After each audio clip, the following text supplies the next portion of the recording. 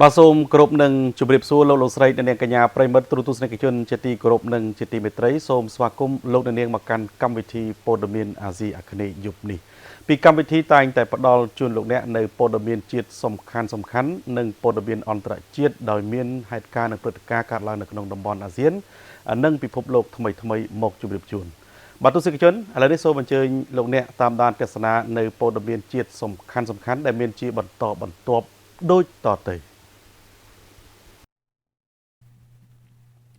ក្រុមហ៊ុន Cable Bridge Logistics ក្រុមហ៊ុន DRSB Express Co Ltd និងប្រៃសណីយ៍កម្ពុជាបានចុះហត្ថលេខាលើអនុសារណៈយោគយល់គ្នា MOU ត្រីភាគីនៅសន្តាគារសាគ្រីឡាក្នុងរាជធានីភ្នំពេញដែលជាជំហានសំខាន់មួយក្នុងការអភិវឌ្ឍហេដ្ឋារចនាសម្ព័ន្ធអេឡិចត្រូនិកពាណិជ្ជកម្មនិងដឹកជញ្ជូននៅកម្ពុជាពិធីចុះហត្ថលេខានេះធ្វើឡើងកាលពីព្រឹកថ្ងៃទី1ខែឧសភាឆ្នាំ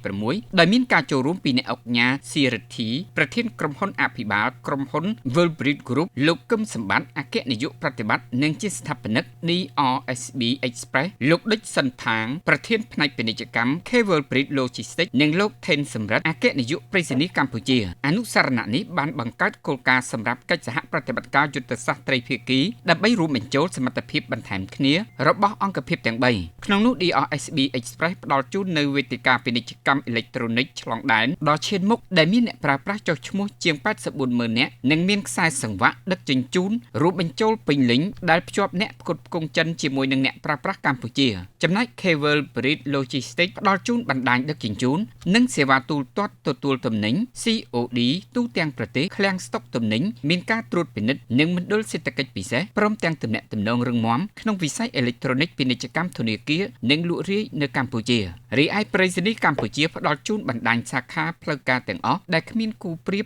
ដោយគ្រប់ដណ្ដប់គ្រប់ខេត្តស្រុកនិងសហគមន៍ជនបទទូទាំងព្រះរាជាណាចក្រកម្ពុជាព្រមទាំងតំបន់ដែលមិនទាន់មានសេវាដឹកជញ្ជូនពាណិជ្ជកម្មផងដែរក្នុងកិច្ចសហការគ្នានេះភាគីទាំង3មានគោលបំណងកសាងបណ្ដាញដឹកជញ្ជូនរួមបញ្ចូលគ្នាដែលផ្ដល់សេវាគ្រប់ដណ្ដប់ពេញលេញទូទាំងប្រទេសសម្រាប់ការបញ្ជាទិញរបស់ DRSB ក្នុងនោះ Cable Bridge Logistics នឹងទទួលបន្ទុកលើការដឹកជញ្ជូនតំបន់ទីក្រុង B2B B2C និងប្រតិបត្តិការសេវាទូទាត់ទទួលទំនិញ COD ដែលមានប្រៃសណីយ៍កម្ពុជានិងពង្រីកការគ្រប់ដណ្ដប់ទៅដល់ការដឹកជញ្ជូនពីផ្ទះទៅផ្ទះពីតំបន់ជនបទនិងខេត្តដែលលើសពីដែនសមត្ថភាពនៃបណ្ដាញពាណិជ្ជកម្មធម្មតាអ្នកអង្គការបន្តថាដោយបញ្ចូលវេទិកានិងមូលដ្ឋានអតិថិជនរបស់ DRSB បណ្ដាញដឹកជញ្ជូននិងសេវាទូទាត់ទទួលទំនិញរបស់ Cable Bridge និងវត្តមាននៅទូទាំងប្រទេសនៃប្រៃសណីយ៍កម្ពុជាយើងកំពុងតែបង្កើតអ្វីមួយដែលមិនអាចសម្រេចបានដោយឯកតាណាមួយតែម្ខាងគឺបណ្ដាញដឹកជញ្ជូនអេឡិចត្រូនិកជាតិពិតប្រាកដដែលអាចឈានដល់អតិថិជនគ្រប់ទីកន្លែងក្រុមអនុសារណៈនេះភាគីទាំង3បានបដិញ្ញាចិត្តដាក់ដំណើរការកម្មវិធីសាកល្បងក្នុងត្រីមាសបន្ទាប់ដើម្បីពង្រីកបណ្ដាញដឹកជញ្ជូនរួមបញ្ចូលនេះឲ្យដល់កម្រិតពេញលេញ